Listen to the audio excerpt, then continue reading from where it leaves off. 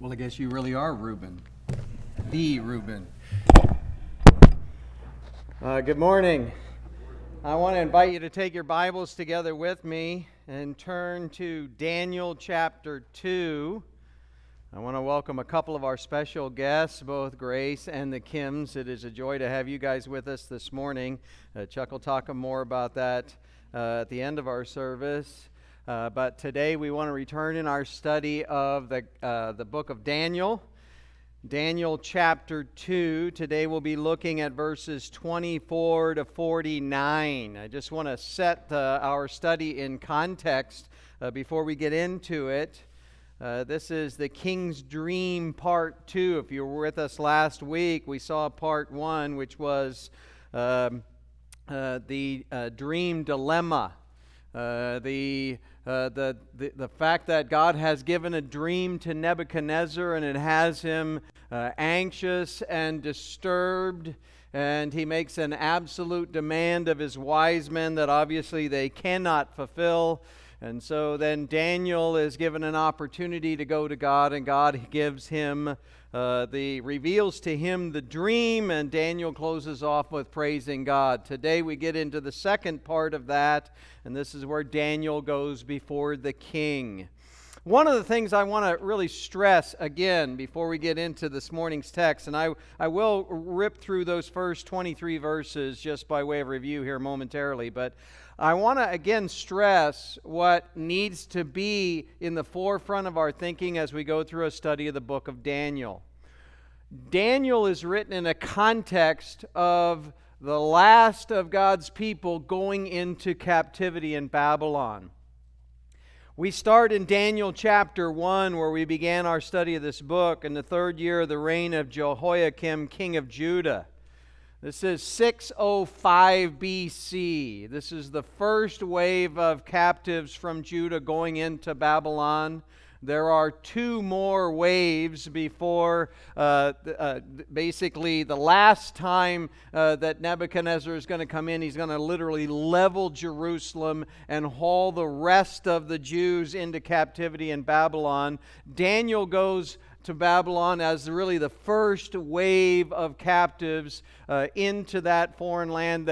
And this is really the beginning of the age of the Gentiles. This is a time when God has, in faithfulness to His promises to Israel, that if you obey me, I will bless you. If you disobey me, I will curse you. And if you continue to disobey me, I will ultimately vomit you out of the land. And that's exactly what He does. Now, before we get to the end of the book of Daniel, it'll be revealed very clearly that God has promised that captivity is only 70 years, and ultimately He's going to bring them back. Because just because His people fail does not mean that He is going to fail in being faithful to accomplish all that He has promised. God's sovereignty really is the focus of the book of Daniel. That's why I've stressed several times in our study Daniel chapter 1 and verse 2. Well, you'll notice when Nebuchadnezzar, king of Babylon, rolls up to Jerusalem and besieges it, the reason that he conquers Judah is not because God could not protect His people. It's because the Lord gave Jehoiakim, king of Judah, into his hand.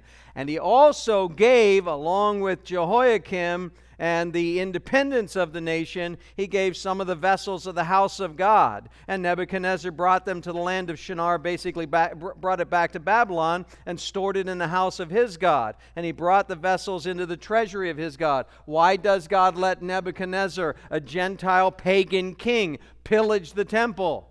Because of the unfaithfulness of His people. It's not that God cannot protect His stuff. It's not that God cannot protect His people. It's that God is turning over His people because of their persistent and continued idolatry and unfaithfulness to Him. And this is exactly in line with what He promised from the beginning, even back into the days of Moses. Now, in that context, what we've seen in chapter 1 is that God also at the same time facilitated 4 amazing, faithful, young believers in God, true to the law, true to God, and He had them be a part of the first wave of the captives that went into captivity in Babylon. And they demonstrate their faithfulness to God and their love for God and their loyalty to Him. And He preserves them and elevates them even at a young age. They go at about 13 or 14 years old. They go into captivity in Babylon. They are trained for 3 years. They hold fast to their commitment to the dietary laws expressed in the law of Moses. And they stay faithful to God Himself, even in a foreign land. And God raises them up to positions of authority. Now in Daniel chapter 2, we are at the end of their education. Daniel chapter 2 and verse 1, it's the second year of the reign of Nebuchadnezzar. How is it the second year? Because his dad, they were co-regent. He was a co-regent with his father at the time of the invasion of Judah and the defeat of the Assyrian, Egyptian combat there in the Battle of Carchemish. Sorry, my mind is running so fast my mouth can't keep up. But he wins the Battle of Carchemish.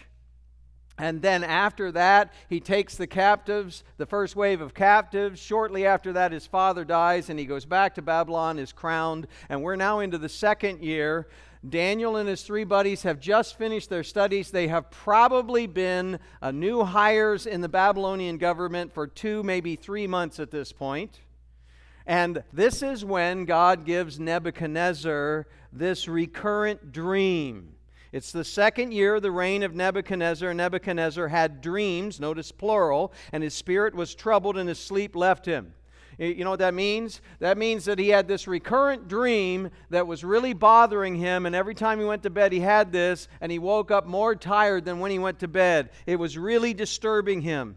And the king gave orders to call the magicians, the conjurers, the sorcerers, and the Chaldeans. That is 4 different descriptives of the types of behavior that the magi or the wise men did in order to try to predict the future or read signs and portents, etc. So he calls for all of his wise men, and they come in and they stand before the king. And the king says, I had a dream. Notice there is now a singular dream. Earlier in verse 1, it's dreams, and how it's singular dream. In other words, I have one dream, and it's a recurrent dream. I keep having it over and over and over again. And it's really bothering him. My spirit is anxious to understand the dream. And so the Chaldeans spoke, and the Chaldeans is a general term now referring to all the wise men. He spoke to the king in Aramaic, said, O king, live forever. This is, tell the dream to your servants, and we'll declare the interpretation. Why? Because this is the way it always happens. This is the normal process. You can even go back to Joseph in bondage in Egypt, and the king tells him the dream that he's been having, and Joseph interprets the dream. Well, here the king replies to the Chaldeans, the command from me is firm. If you do not make known to me the dream and its interpretation, you will be torn limb from limb, and your houses will be made a rubbish heap. Literally, you will be dismembered, and your house will become a dunghill. I'm going to turn it into a trash heap. But if you declare the dream and its interpretation, you will receive from me gifts and a reward and great honor. Therefore, declare to me the dream and its interpretation. We talked about this last week, but some people have suggested it's possible that he knows or that he's actually forgotten the dream. And you can translate it that way, but I think definitively verse 7 answers all questions here. Notice they don't answer the second time and say, let the king tell the dream to his servants and we will declare the interpretation. If he just told them he forgot it, they're not going to ask him to tell them. What are they going to do? They're going to say, this is impossible, which, by the way, eventually they're going to say anyways, right? So when they ask a second time saying, tell us the dream, what's that mean? That means he said, I had this dream, and I want you to give me the interpretation, but I want you to tell me the dream first. And they go, well, just tell us the dream, and we'll give you the interpretation. Verse 8, the king replies, I know for certain you're bargaining for time, inasmuch as you have seen that the command for me is firm. If you don't make known the dream, there is only one decree for you, because you have agreed together to speak lying and corrupt words before me until the situation is changed. Therefore, tell me the dream, so that I may know that you can declare to me its interpretation. He's telling them why he wants them to tell him the dream.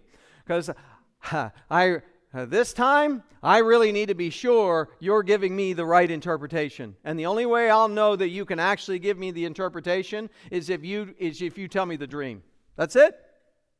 Now, you'll notice the reaction of the wise men at this point. They answer in verse 10, there's not a man on earth who could declare the matter for the king, inasmuch as no great king or ruler has ever asked anything like this of any magician, conjurer, or Chaldean. Moreover, the thing which the king demands is difficult. You could even translate this absurd or impossible. There is no one else who could declare it to the king except gods, notice the plural, whose dwelling place is not with flesh. There is no mortal on earth that could do what you're asking. What you're asking is ridiculous and impossible. Now, let's just put a pin right there for a minute and back up for a moment. Why do you think God gave Nebuchadnezzar this dream? Because by the time we get to the end of the chapter, you'll see Daniel's even going to say, God's the one that gave you that dream, Nebuchadnezzar. Why do you think God gives Nebuchadnezzar this kind of a recurrent dream that for him turns into a nightmare? A really distressing experience. Why do you think God did that?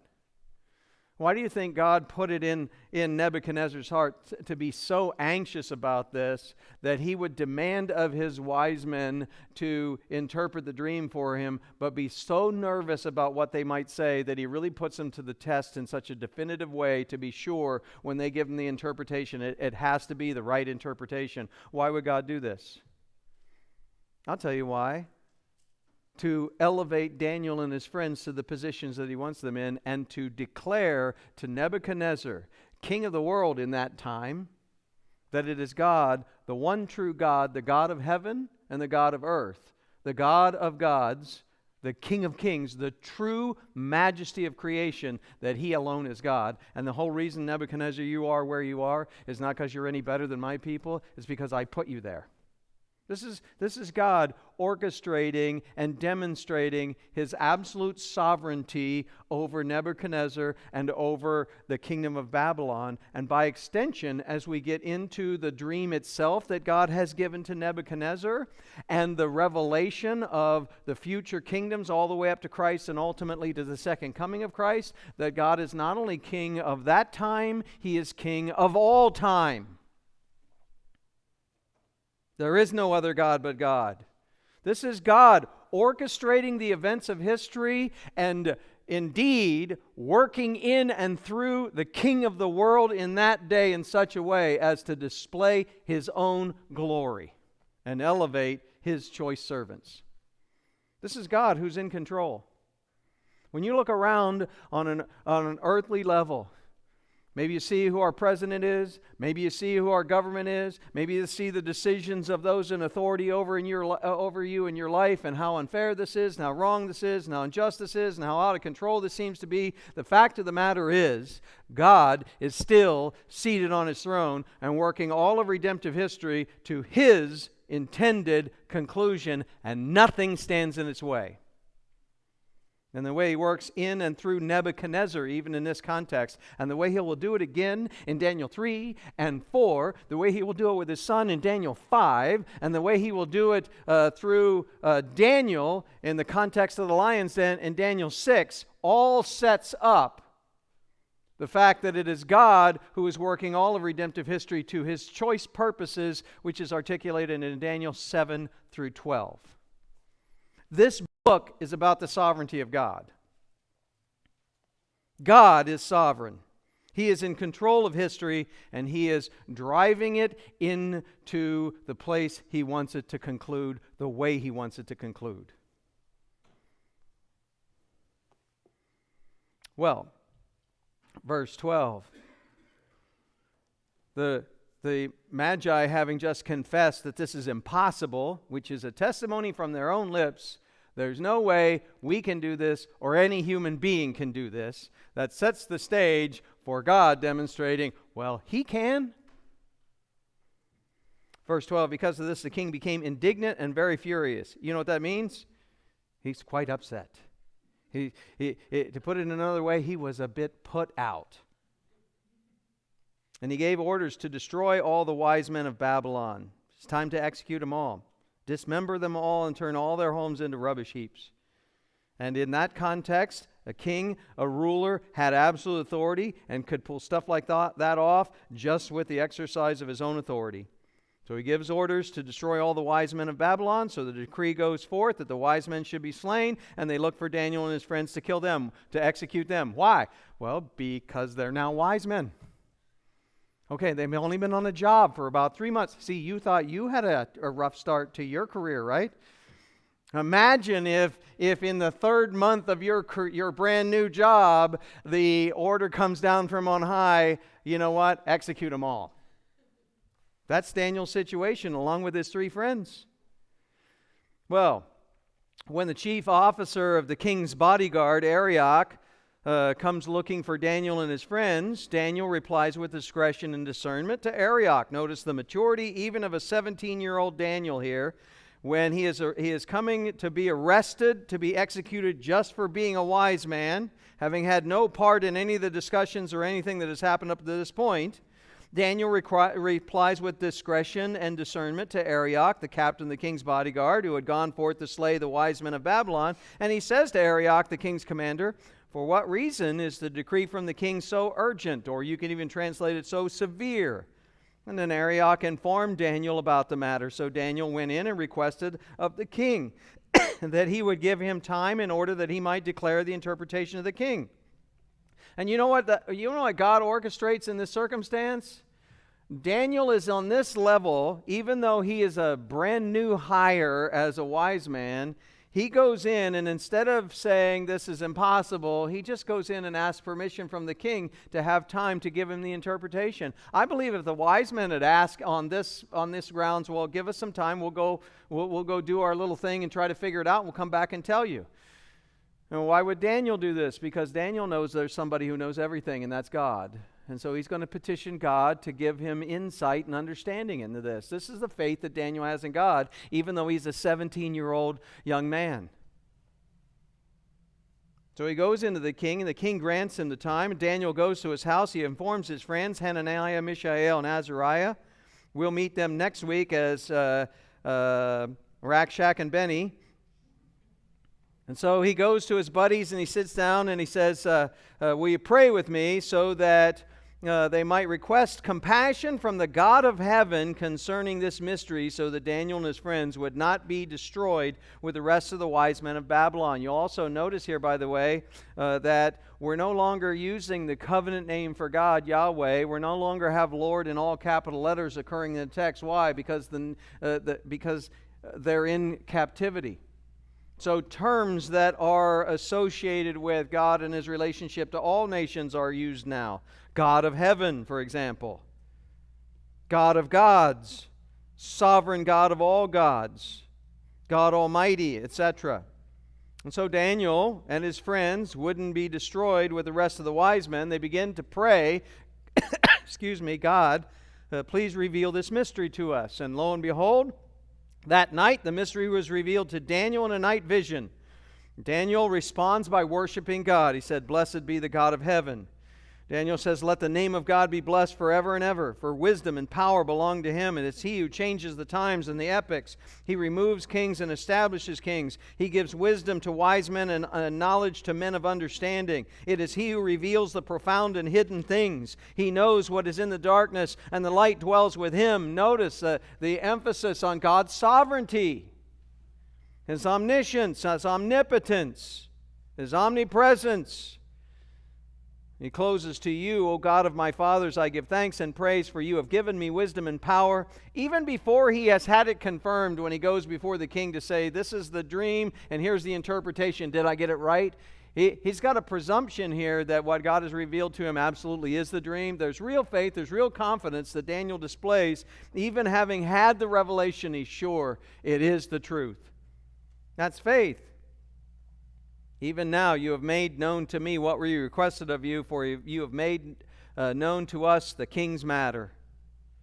Now we come to verse 24 through verse 49 as we close out this chapter this morning. And having seen the dream dilemma, we now see the dream delivered. This is the dream delivered. Daniel 2, verses 24 to 49. And what you're going to see is that in these three concluding events of Daniel chapter 2, God demonstrating His total sovereignty over men and nations, even throughout history, all the way to the consummation. This is God's demonstration of His total sovereignty over men and nations, from Nebuchadnezzar to the end of redemptive history. And we're going to see this in three ways. One, the dream declared. Two, the dream explained. And three, the dream rewarded. The dream declared, the dream explained, and the dream rewarded. We'll start with the first point, and that is the dream declared. Remember the requirement that Nebuchadnezzar had of the wise men, and also of Daniel, by the way. In order for me to be able to trust that when you give me the interpretation, I can believe that it's true, you're going to have to declare to me what the dream is. And then you need to explain it to me, and if you do, I will reward you. Well, those are the three events that take place. The dream is declared, the dream is explained, and the dream is rewarded. Notice, starting in verse 24, the dream declared. Verse 24, it's the next morning. Daniel goes and he asks to see the king. Therefore Daniel went into Arioch, whom the king had appointed to destroy the wise men of Babylon. He went in and spoke to him as follows: Do not destroy the wise men of Babylon. Take me into the king's presence, and I will declare the interpretation to the king.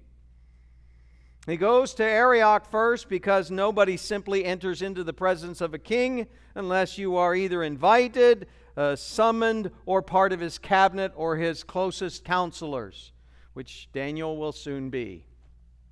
But at this point, he's still just a low-level wise man. And he says, do not destroy the wise men of Babylon. A lot of writers get into a discussion about what's going on here.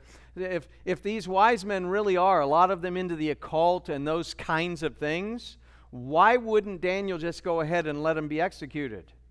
Several reasons. First of all, because at this point, we're not in Israel, so there is no command that he needs to follow in appealing to the government of Israel to deal with those who speak falsely about God or the Word of God. You're not in a theocracy at this point or a theocratic monarchy.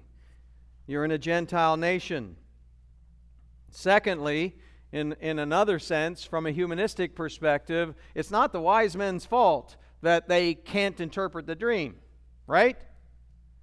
In fact, the wise men actually speak the absolute truth when they say, hey, king, nobody asks wise men to do stuff like this, and this is impossible. They actually spoke the truth.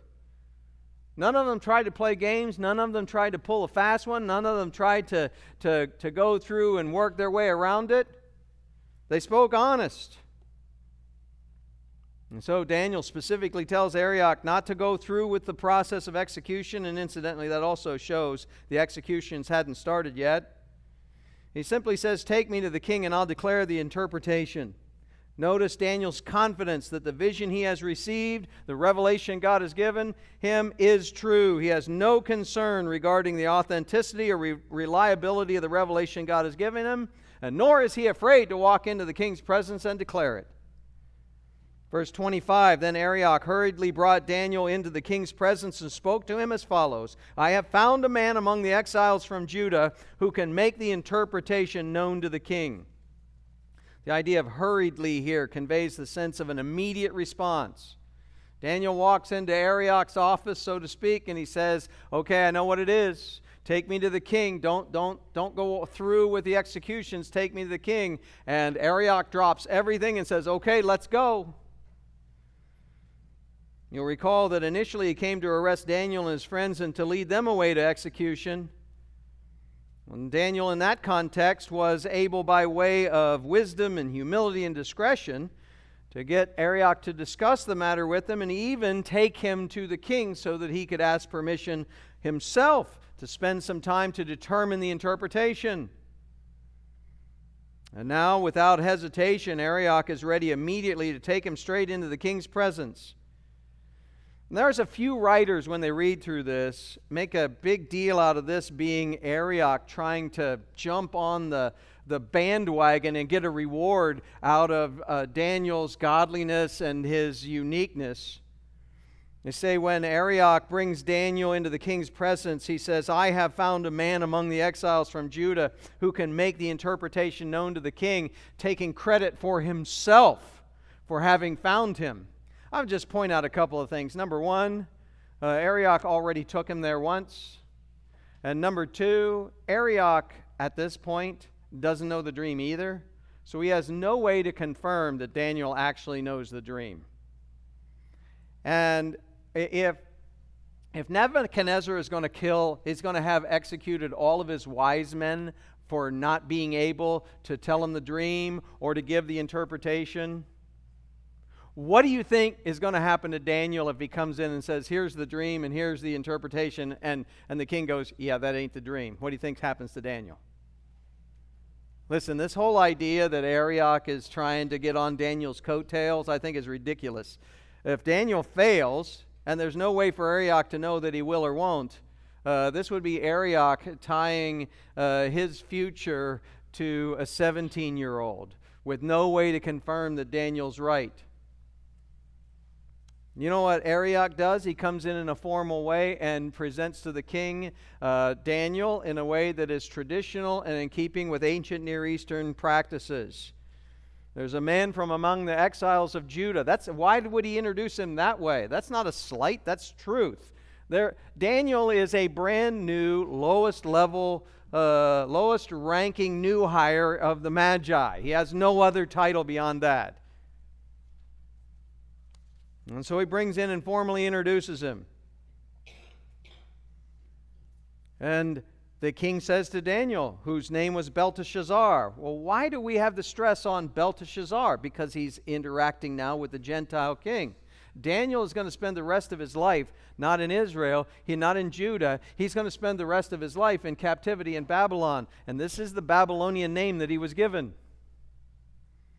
This is the way the king will identify him and speak to him and address him. And this is the name by which he will be known while in Babylon. So here he is, Daniel. Belteshazzar is his Babylonian name. And the king addresses him and says, "Are you able to make known to me the dream which I have seen and its interpretation?" Notice the rules haven't changed. Daniel doesn't get an exception. "Are you able to make known to me the dream which I have seen and its interpretation?" Remember in Daniel 2 and verse 9, the king made it clear, "Tell me the dream so that I may know that you can declare to me its interpretation."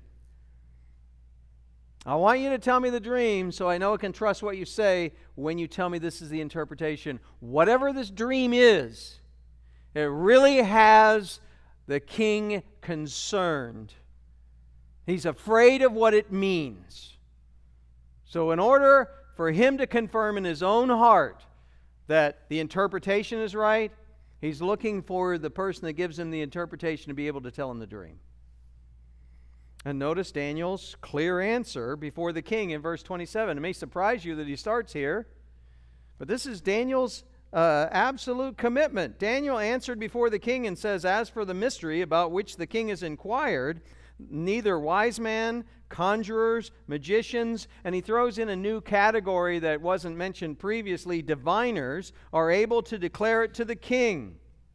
That new category, diviners, is just another discipline that magi or the wise men use. The term basically refers to those who are determiners of fate or interpreters of future events, those who divine the future, okay, who can predict the future by studying the stars. They're basically astrologers, people who look at the stars and they record, they journal the stars and where they are and the seasons, etc. And this is in this place in the sky here, and here's what happened today.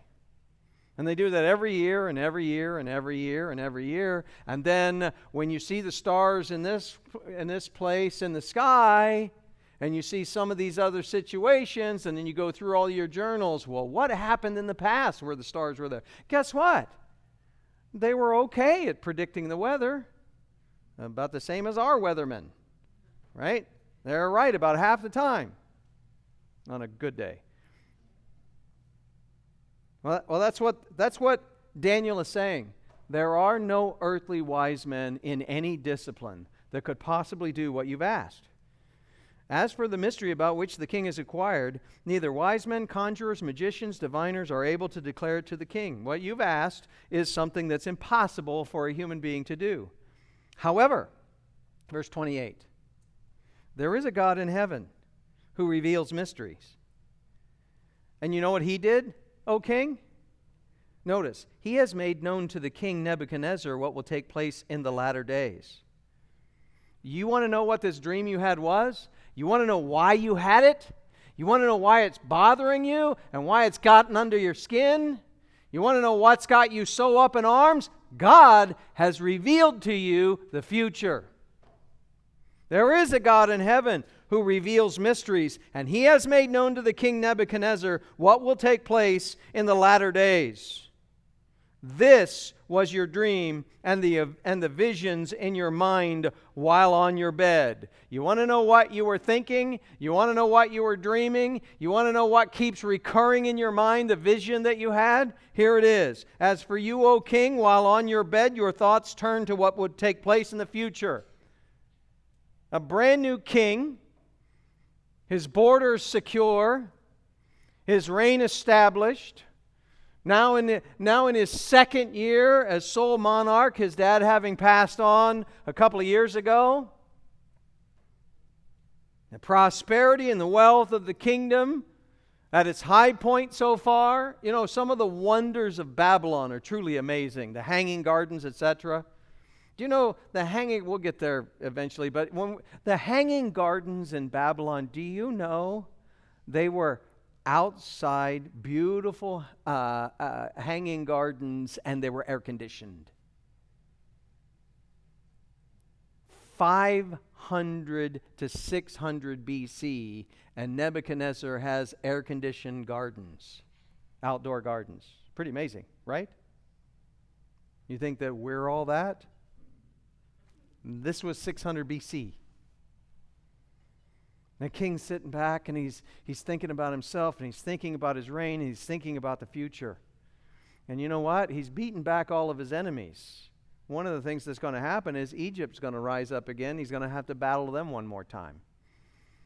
Do you know what people in power? Do you know what people that are wealthy?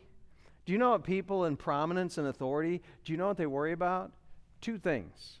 Gaining more power, prominence, and authority, and maintaining the prominence, power, and authority that they have. And that's what Nebuchadnezzar was doing. As for you, O king, while on your bed, your thoughts turned to what would take place in the future. You started thinking about your future and the future of your kingdom and its security. And he who reveals mysteries has made known to you what will take place. He gave you a vision that reveals to you exactly what will take place.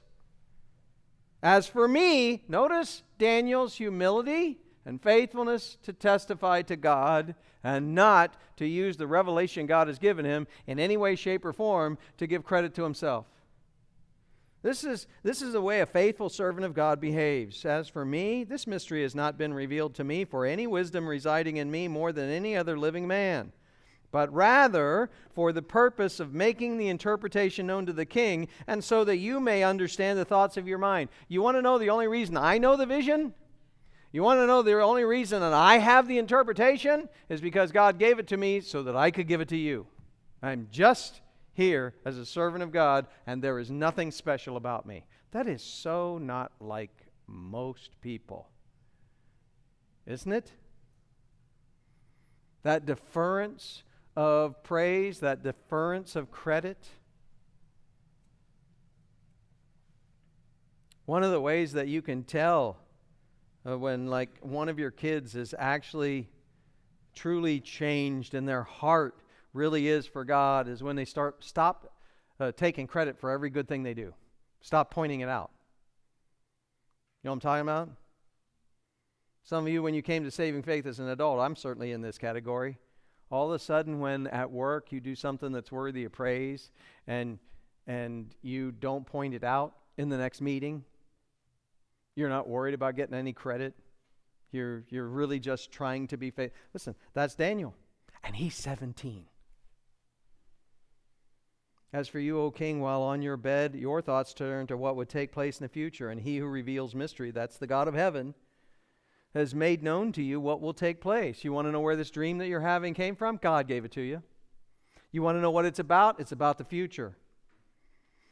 And you know something? I'm going to tell it to you, but I want you to know this mystery has not been revealed to me because there's anything special about me, but rather the only reason that God gave it to me is so I can tell it to you, so that you may understand the thoughts of your mind. This is a message. This dream you're having is a message from God to you about the future, and it's given to you because you're going to see you're the head of gold, and this is a message to all people and all nations and all rulers. It is the time of the Gentiles, but you know what?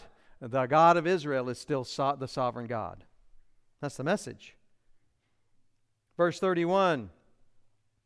Now we get into the details. Daniel is not shy about now describing in detail the dream that the king had. You, O king, were looking, and behold, there was a single great statue. The idea of a statue is an idol, a physical replication of basically a person, a man. And it's a great statue in the sense of a single great statue, a massively large one. There's no dimensions given, probably because we're talking about a vision. When we get to chapter 3, you'll see the actual dimensions are going to be mapped out. When Nebuchadnezzar sees he's the head of gold, he wants to make a statue that exalts himself. And the dimensions for that one are deep. This is a huge statue. And that statue, which was large and of extraordinary splendor, that idea of extraordinary splendor is actually a word in Aramaic that speaks of gleaming brightly or radiance. And when you see the metal that it's made out of, it makes sense that it's just shining. It's like polished gold and silver and bronze and even iron at the base. It sparkles, it radiates, shines, it's reflective. And it was standing in front of you, and its appearance was awesome. You saw this majestic, just brilliant, radiant statue, this huge statue. That head of the head of that statue was made of fine gold. The idea of fine gold, refined gold, the finest gold. And its breast and arms of silver. So from about the neck up, it's gold. From the shoulders and the arms down across the upper part of the chest, the upper torso is silver. From the belly and thighs, the upper part of the legs, that's bronze. Its legs of iron and its feet, partly iron and partly clay. And by the way, we're going to get into this in a little bit, but that idea of clay, you probably, like I remember reading this for the first time many years ago and thinking clay, and I think of clay as clay. The word for clay there is actually something that is kiln dried. So earthenware, like dinner plates, like the tile that you put up in your bathroom wall, etc. It's clay that's been baked. It's like ceramic.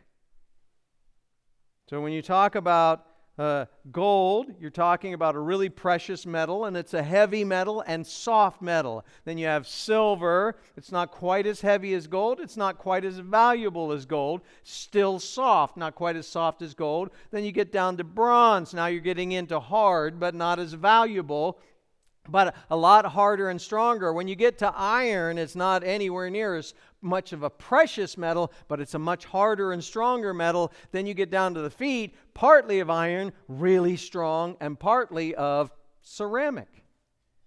Let me ask you a question. If you had a foot and half of the toes were iron and the other half of those toes were like ceramic, and you take a hammer to it, what happens? Shatters in pieces. That's the picture, right? But it's an all-finished statue in perfect shape. And he looks at this image. And you were looking and you saw the head of that statue made of fine gold, its breast and arms of silver, its belly and thighs of bronze, its legs of iron, its feet partly iron and partly clay or like ceramic. And you continued looking until a stone was cut without hands. You know what that means? It's not man-made. It's not that somebody took a chisel and a hammer and carved it out, broke it out, chiseled it out. No.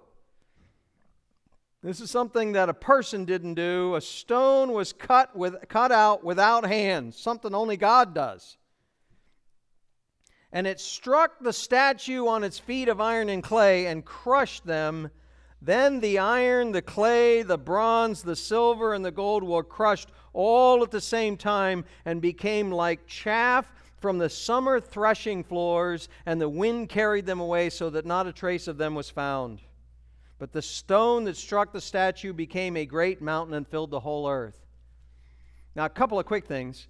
One, a lot of commentators mentioned that this statue, if you know anything about physics, this statue is top-heavy. So it makes sense that it would tip over and fall down. Well, listen, notice physics is not the point of this illustration or of this vision that God has given to Nebuchadnezzar. It's not about it being top-heavy so it fell over because of the weight. Why does it fall over? Because a stone strikes it on the base of it and then falls over. I kind of picture this stone coming down like this at an angle, hitting the feet, and then just crushing all of the rest of it to dust and powder, and it's just gone and forgotten forever. What destroys it is not the fact that it's not crafted well or it's top-heavy. What destroys it is the stone. Now, put a pin here. What is Nebuchadnezzar thinking about the very first time before he has this dream? His kingdom in the future. And thinking about the kingdom in the future, he has what is not just a dream from having mushrooms on your pizza last night, or worse, anchovies. Okay? It is not indigestion. It's not one of those weird dreams that you wake up as you're falling onto the floor and then you can't remember it. This is a real dream that's not just a dream, it's a vision. This is different. And this is something he has over and over again. And he's thinking about the future and his kingdom, and he keeps seeing this glorious, majestic image and this stone coming and crushing it. Now you know why he's not going to tell the dream to anybody? What is in his mind, what do you think that he's afraid the interpretation is? This is a vision that he is given from God. And this is a revelation that keeps recurring and will not go away. And he's been king for a couple of years, and he has beaten all of his enemies, but what happens to every kingdom ultimately? It gets overthrown. And he keeps having this vision of this stone's going to come in and just pulverize the statue. He's thinking that he is the statue and his kingdom is the statue, and somebody else is going to come along and just crush him. So when he goes to his wise men and said, listen, I have had this dream and it's just terrorizing me. But so that I can know that I can trust the interpretation you give me, you're going to have to tell me the dream first. God, there's no way anybody can do that. That's true, except for God, who gave you the dream to begin with. And guess who God sent 3 years earlier to Babylon to be here on exactly this occasion so that he could be the interpreter for Nebuchadnezzar when he gave him the dream? Well, that's what you have right here. That's the dream declared. Now, let's take a look at the dream explained. We've seen the dream declared. Let's look at the dream explained, verses 36 to 45.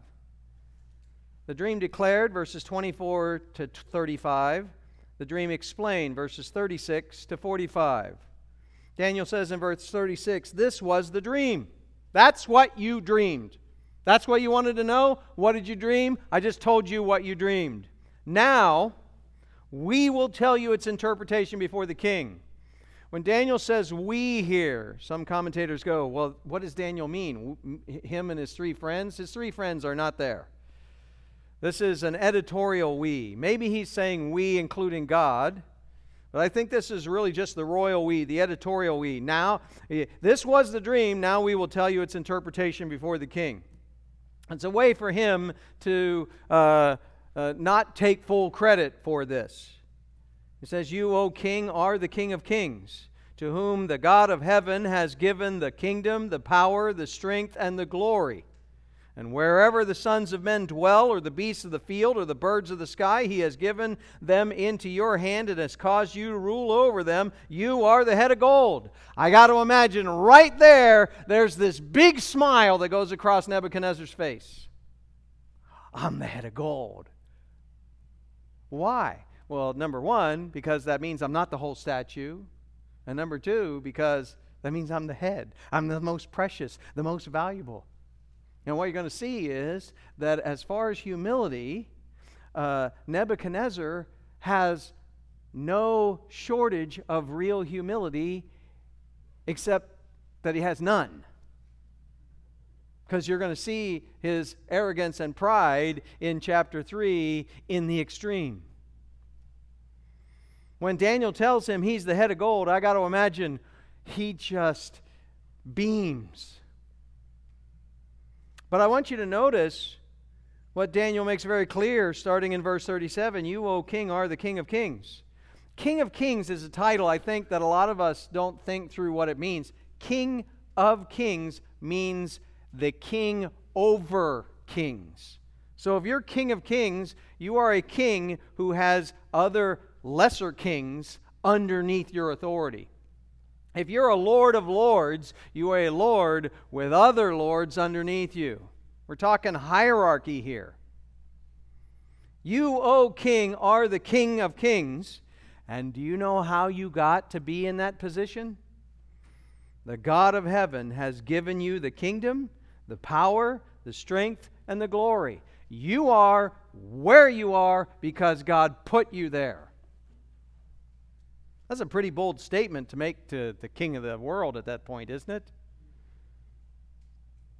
And notice he addresses him, "You, O king, are the King of kings." That's your proper title. Why are you in that position? Because the God of heaven, notice again the term the God of heaven, because it's a title referring to the one true God to a Gentile nation, to a Gentile ruler in this context.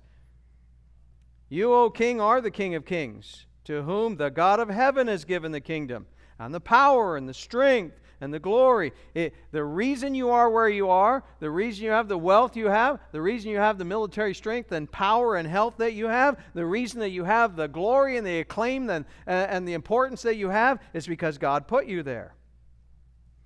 And you'll notice in verse 38 a reference that coincides with the declaration God makes in Genesis 1 about having created man in his image to rule over the birds of the air and the beasts of the field and all the people that dwell on the land. "Wherever the sons of men dwell, or the beasts of the field, or the birds of the sky, he has given them into your hand and caused you to have dominion over them, to rule over them, to reign them. You, Nebuchadnezzar, are the head of gold." Now, you were dreaming about the future, right? The dream, the interpretation of the dream is, you're the head of gold. Now let me talk to you about what follows after you. What is the pathway or the progress of redemptive history from you all the way to the consummation? "After you there will arise another kingdom inferior to you, hence gold and silver. Then a third kingdom of bronze which will rule over all the earth." Gold, really precious. Silver, not quite as precious. Bronze, a little bit tougher, a little bit stronger, but not as valuable. And then finally, verse 40, there will be a fourth kingdom as strong as iron, and as much as iron crushes and shatters all things, so like iron that breaks in pieces, it will crush and break all these in pieces. You want to know what the fourth kingdom is going to do? It's going to come along and subjugate, crush, and dominate all of these other kingdoms. You are the superior one, the head of gold, the start of the whole thing. What's going to follow after you is a kingdom that's not quite as awesome as you, but it's going to be a little bit bigger. And what follows that is not quite as awesome, but it'll even be bigger and stronger. And what follows that is a kingdom that's not quite as awesome, but it's literally going to dominate all of those. Way stronger.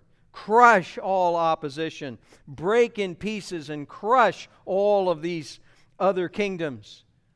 He's just declared to him the history of the world in and around what is the kingdom of Babylon, the kingdom of Medo-Persia, the kingdom of Greece, or Alexander the Great's empire, and then the kingdom or the empire of Rome. He's just laid it all out right there. Again, now there's going to be more about this as we continue to work through the details and the rest of the visions that are given here in Daniel. But notice, being able to predict the future like this is the reason that there's a great objection by liberals and by scholars that there is no way you can predict history this accurately. So this has to have been written after the fact of these empires coming along. You know what the Bible tells us? Daniel is given the interpretation of this dream, and Nebuchadnezzar is given this dream in 602 BC. When Nebuchadnezzar is a brand new king, God tells him what the future is going to be all the way to the consummation of redemptive history. 602 BC, God gives this dream to Nebuchadnezzar and reveals it to Daniel so that he can interpret it for him. Nebuchadnezzar dies in 560 BC, or 562, depending on the calendar you use. His kingdom of Babylon continues until 539 BC when Cyrus the Great, king of the Medo-Persian Empire, conquers it. Darius gets appointed to be over the Babylonian kingdom, the sub-kingdom at that point. You'll see him in Daniel chapter 6. That's the silver part of the statue. Many writers point out that it has two arms, and it's the Medes and the Persians, the Medo-Persian Empire, so it has the two arms. While that's true, you'd also have to figure out then what the chest area basically refers to, so I think the imagery breaks down there a bit. This is the way commentators tend to try to push these kinds of things. The Medo-Persian Empire continues until 334 BC when Alexander the Great comes through. And Alexander the Great, by the way, super strong empire. He conquers everything from Egypt to India. That's a pretty big footprint, and he does it in a very short time, and then he dies in his mid-30s, early 30s. And when he dies, his kingdom doesn't get passed on to any of his descendants. His kingdom gets divided up into 4 parts, and his 4 chief generals take over a part. And do you know what you're going to see when God gives this vision in more detail to Daniel in the future of this book? God even predicts that. Now, he doesn't give all that stuff here, but that's where we're going. By 63 BC, Rome conquers the Greek Empire, and no one and nothing can stand up to them. And here again, the commentators are often quick to point out that there are 2 legs on the statue, and therefore they must represent the Roman Empire, the eastern and the western portions of the Roman Empire. The key here is it's 602 BC, and God is revealing to Nebuchadnezzar what the future is going to be about those 4 kingdoms. But I want you to notice there's also a 5th kingdom. It's the 5th kingdom is the feet. It's that mixed kingdom. Verse 41. Actually, I think I left out the 4th one. Verse 41. In that you saw the feet and toes, partly of potter's clay and partly of iron. And again, potter's clay meaning kiln-dried, etc., like dinner plates, and partly of iron. If you take a hammer, or if you take a chunk of iron and drop it on the floor, what happens? It dents your floor. If you take a dinner plate and drop it on the floor, what happens? Your dinner plate shatters, okay? That's the 2 materials that this last kingdom is made up out of. It's really strong, but there are some really brittle aspects to it. It's got a fundamental weakness in many areas because of the material it's made out of. And that's the picture that's being drawn here. And that you saw the feet and toes, partly of potter's clay and partly of iron, it will be a divided kingdom. That's the fifth kingdom. That's the kingdom that will exist when this stone, not cut out with hands, comes and smashes the whole thing. It's going to be a divided kingdom. It will have in it the toughness of iron, inasmuch as you saw the iron mixed with common clay. And as the toes of the feet were partly of iron and partly of pottery, so some of the kingdom will be strong and some of it will be brittle. And what is it that will make it brittle? And in that you saw the iron mixed with common clay. They will combine with one another in the seed of men, but they will not adhere to one another, even as iron does not combine with pottery. You say, oh my goodness, what are we talking about here? Well, if you read the commentators, there are a lot of really interesting suggestions. Some suggest that this final kingdom will be a world kingdom.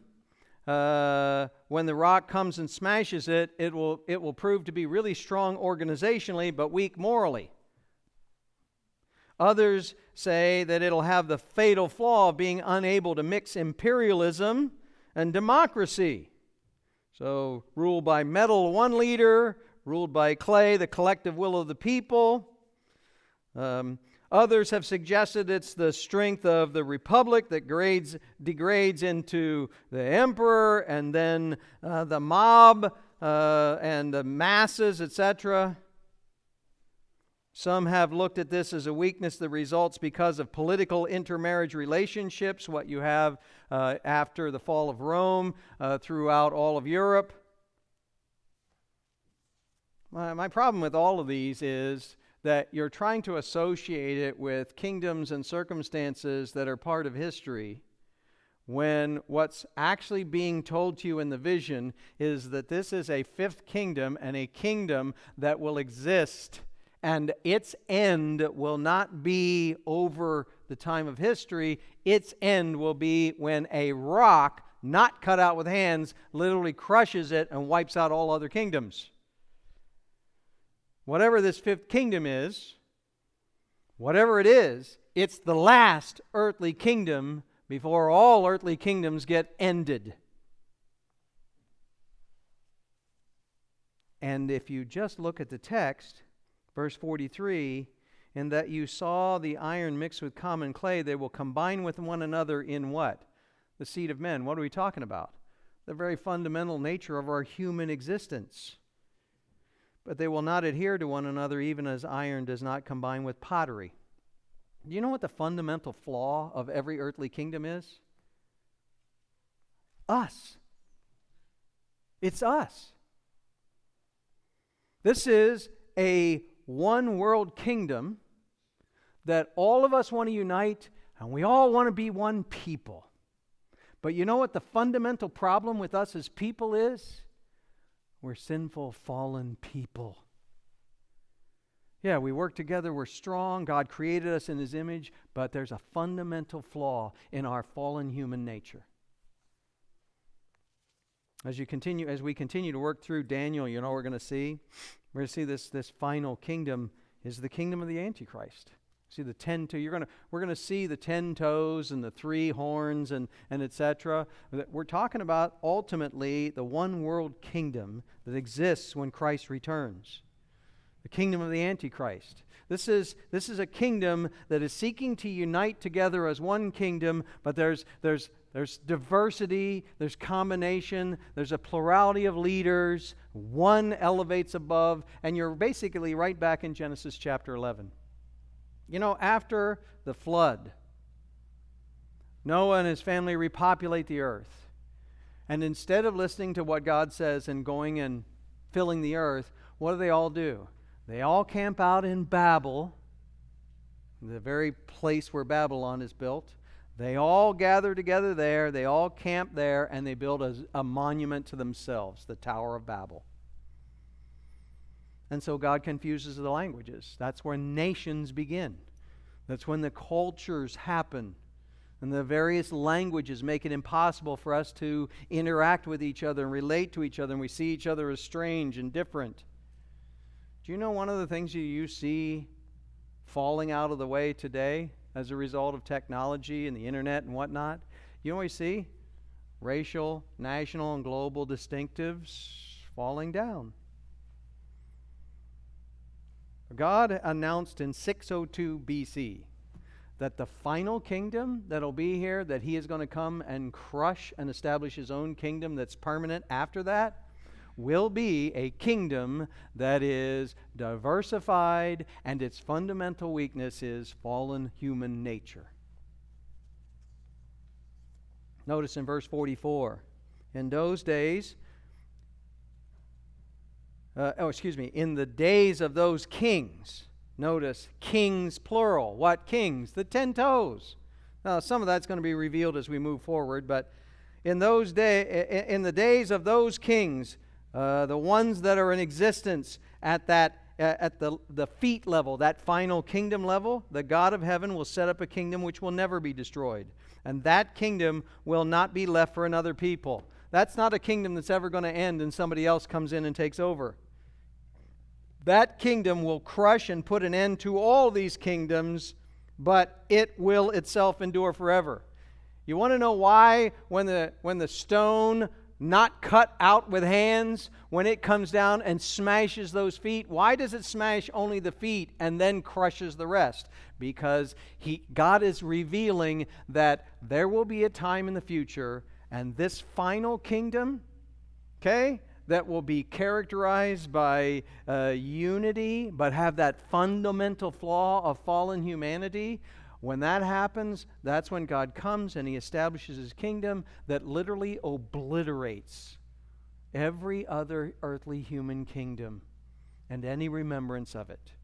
And the kingdom of God stands forever. Verse 45. Inasmuch as you saw that a stone was cut out of the mountain without hands, and that it crushed the iron, the bronze, the clay, the silver, and the gold, the great God has made known to the king what will take place when?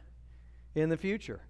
So the dream is true and its interpretation is trustworthy. You know, it's amazing. This is why we're going to go Revelation next, but it's amazing to see the 10 horns in Revelation 13 and 17, along with Daniel 7 when we get there. It's amazing to see the testimony in Revelation 11 and Revelation 19, along with Daniel 7, 8, and 11. It's amazing to see how what God said in the Old Testament perfectly aligns with the promises and the consummation that God has in the book of Revelation. You know, Christ is coming back and he's going to set up his kingdom.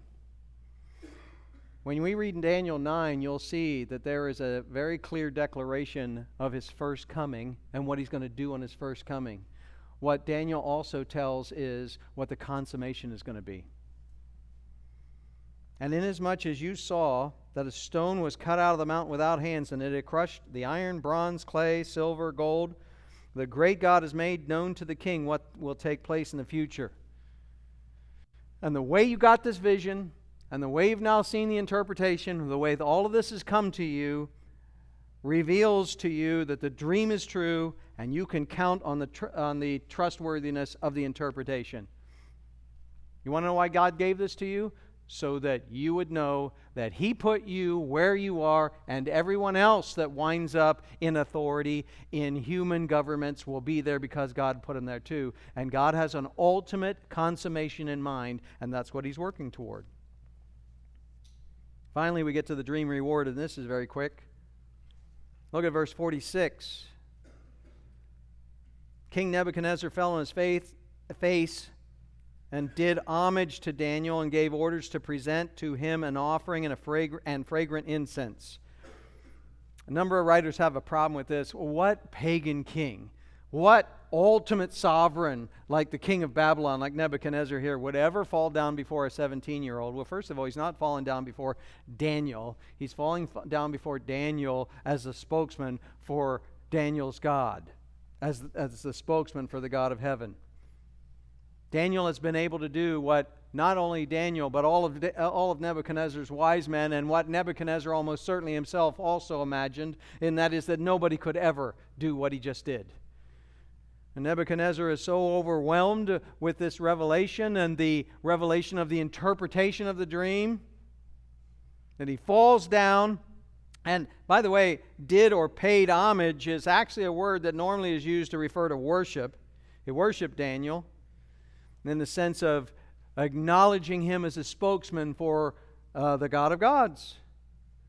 And he gives orders to present to him an offering and a fragrant incense. That's not that he's treating Daniel as a god. This is a normal response in kind of an acknowledgement of worship sense. He is getting an offering, which is a grain offering of some kind, and a fragrant incense, an expression of worship to the God of Daniel, the one for whom Daniel has spoken.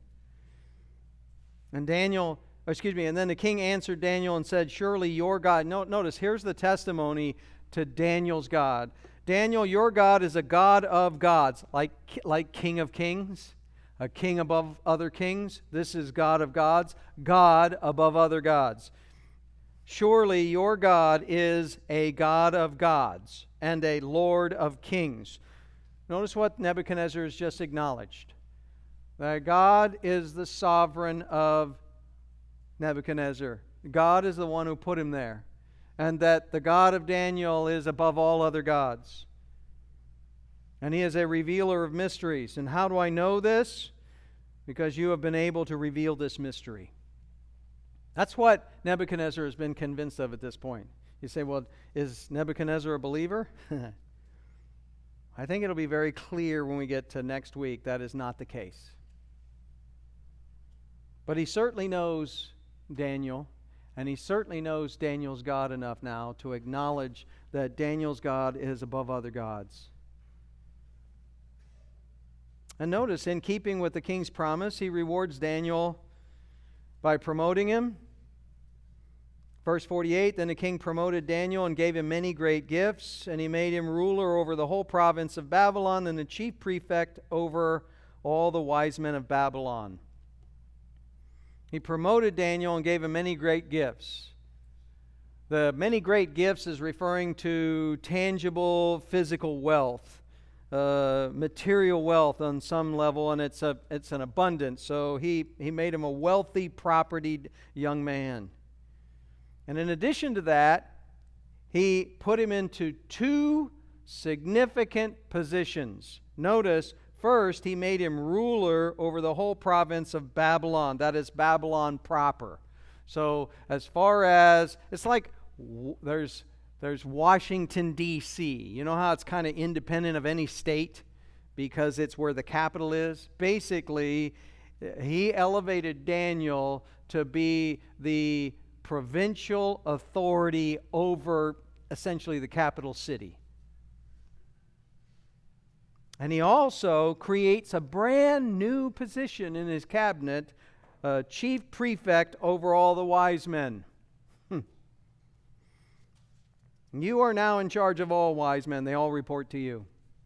That idea of chief prefect literally is a word that refers to, it's the kind of title that refers to someone who is a senior official over a group of officials. From being the most recent new hire to now a brand new position created for you above the whole hierarchy, that's what happened to Daniel. In verse 49, Daniel made a request of the king. He appointed Shadrach, Meshach, and Abednego over the administration of the province of Babylon while Daniel is at the king's court. That's going to be significant set in the context for our next chapter. That explains why Daniel isn't there when it comes time to worship at that idol. Because Daniel's at the king's court. Daniel is in the capital city. His three buddies get elevated to positions of authority of the province at large. Daniel is like in the Washington, D.C. context. He's in Babylon. What do we learn from all this? First of all, we learn that God is in control of all history, do we not? Nebuchadnezzar is where he is because God put him there. When Cyrus the Great and Darius and such become an authority, when Alexander conquers the world, when Rome conquers the world, people that are in authority because God has put them there, and they're ultimately accountable to God for the way they exercise authority. There is nothing that transpires in all of human history that will take God by surprise or thwart his plans. In the end, God will establish his kingdom here on this earth, and it will last forever, and nothing can stand against it or stop it. And the message to the Jews in Babylon in captivity, and by extension, the message to you and me is that God has a plan for redemptive history. And at this time in Israel's dark days, it looks like they're done as a nation. You know what? They're not. They're not. Why? Because God will fulfill every promise He has made. And God will accomplish every plan that He has ever set in place. And from a practical level, I want you to notice, if you're a mature believer, regardless of what your age is, God has a plan for your life and has the means by which to bring into your life exactly the kind of circumstances that are necessary to perfect you, to sanctify you, to humble you, and to provide you an opportunity to serve Him in that context. Daniel's 17 years old and his life has been at risk twice already. How old are you? How many times have you been under threat of dismemberment? Do you have a faith that begins to look like Daniel's in your earthly circumstance, or do you let your earthly circumstance overwhelm you? Do you look at your marriage, your home, your life, your job, your circumstances in life, your condition of health or wealth or whatever? Do you look at your earthly circumstances and just view things from your own personal perspective and assume, well, the reason I have the parents I have, the reason I have the kids I have, the reason I have the circumstance I have is, something's wrong? Listen, if you're a believer in the Lord Jesus Christ, you are exactly where you need to be in order to glorify Christ. And your greatest problem, your greatest struggle is not God, and it's not your circumstance, it's you, and whether you really are going to make your life about glorifying Him through it or not. Notice how Daniel doesn't fly off the handle. Notice how Daniel doesn't run away. Notice how Daniel just trusts God, prays to God, praises God, thanks God, and boldly speaks for God. Everything Daniel faces is not enjoyable, it's not pleasurable, it's not fun.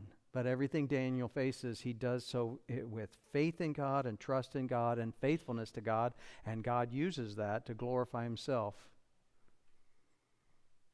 Is God glorified through your life?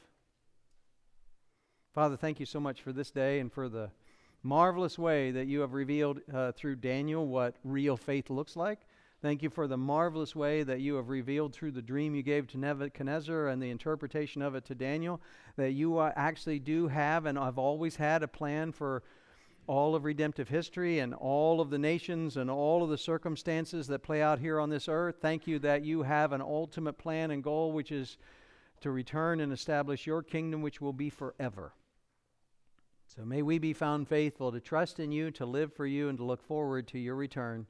And may we be constant in our faithfulness to you, also in pointing others to you, so that you might be glorified through the faithfulness of your people in a way that begins to approach what you deserve. In Christ's name, amen.